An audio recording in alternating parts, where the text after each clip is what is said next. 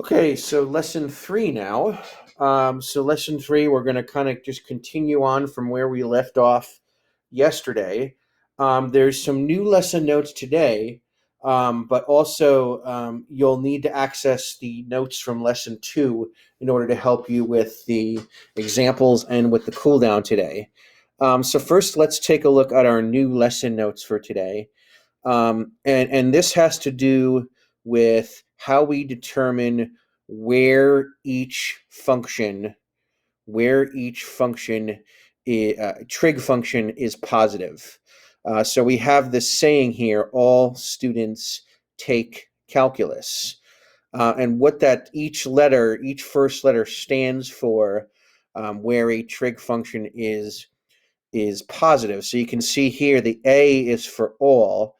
So that says that in quadrant one, which is this top right portion of the graph, top right portion of the circle, okay, imagine if I drew a circle here, all right, that all three, sine, cosine, and tangent, are all positive in this area here. Now, what angle measurements are that going to be? Well, it's going to be between 0 and then straight up is going to be 90 degrees. So from 0 to 90 degrees in quadrant 1, okay, all three are going to be positive. S in students stands for sine. So in quadrant 2, which is the top left portion here, only sine is positive. So only sine is positive, the rest are negative. And then it does the same thing with here, quadrant 3. Quadrant 3, which is the bottom left portion down here, okay, only tangent is positive, the rest are negative. And then in quadrant 4, which is the bottom right down here, C stands for cosine, so only cosine is positive. Okay, so let's take a look. Let's take a look at our examples here. So, first one.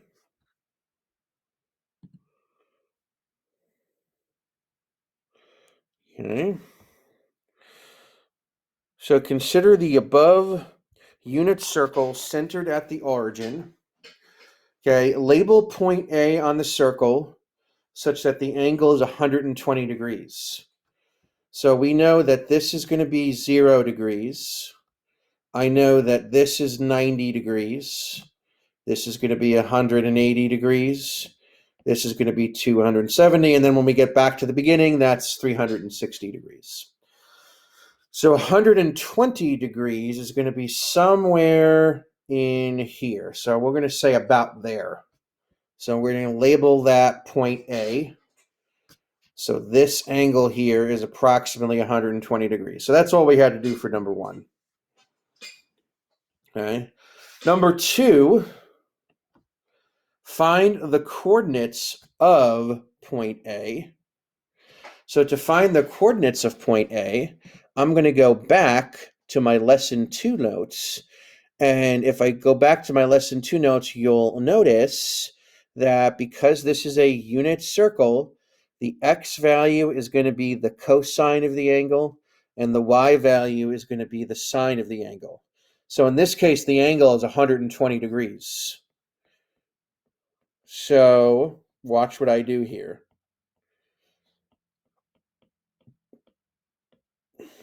Okay, so x is going to be the cosine of 120.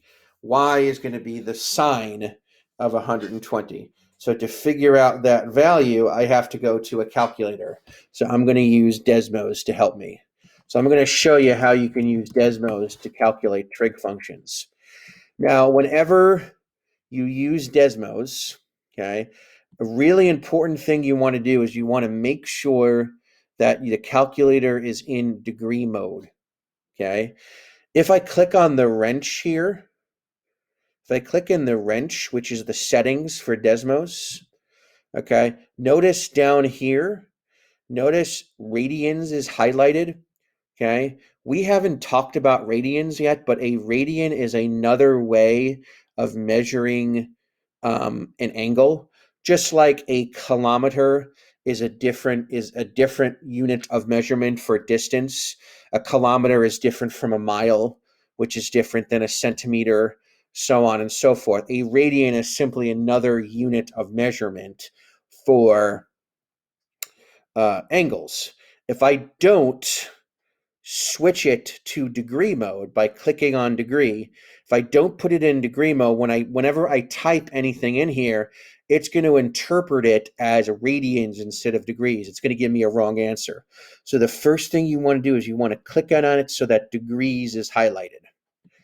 So I know that x is going to be the cosine of 120. So I can simply type cosine 120 and it gives me an answer of negative 0.5. Like I said, if I hadn't switched it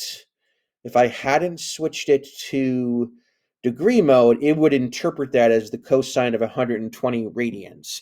And 120 radians is a lot different than 120 degrees. Just like 120 kilometers is a different distance than 120 miles. All right, and then y was the sine of 120, so I'll just type in sine 120. And I'm going to round that to 0.87. All right, so the coordinates of point A are going to be negative 0.5, 0.87. Those are the coordinates of point A. Okay, so that was number 2. Number 3, label a point B on the circle such that the angle is 210 degrees.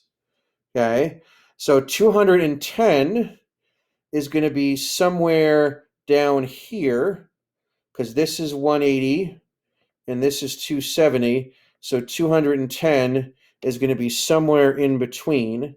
So we'll say that's approximately right here, and I'll label that point B. All right, so label that point B. So for number 4, find the coordinates of point B. I'm going to do literally the same exact thing I just did. So x is going to be the cosine of 210 degrees, and y is going to be the sine of 210 degrees.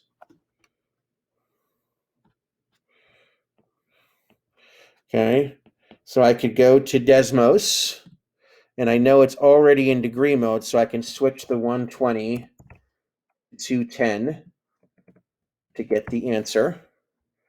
So the x value is going to be negative 0.87, and the y value is going to be negative 0.5. So my coordinates are going to be this. Okay. Number 5, label a point C on the circle such that the angle is 315 degrees. So I know that 270 is straight down, and I know that 360 is back to where I started. So 315 is going to be somewhere here. So I can label that point C. And then again, I'm going to do literally the same thing for number 6 to find the coordinates of point C. So x is going to equal the cosine of 315 degrees, and y is going to equal the sine of 315 degrees. And I'll just Desmos that to get the answer. So I'll change this to 315.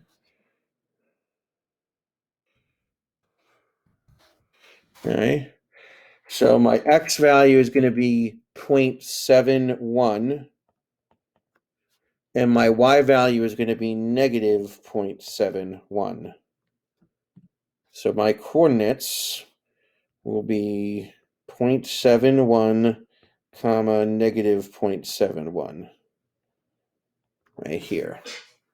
And that's how we do number 6.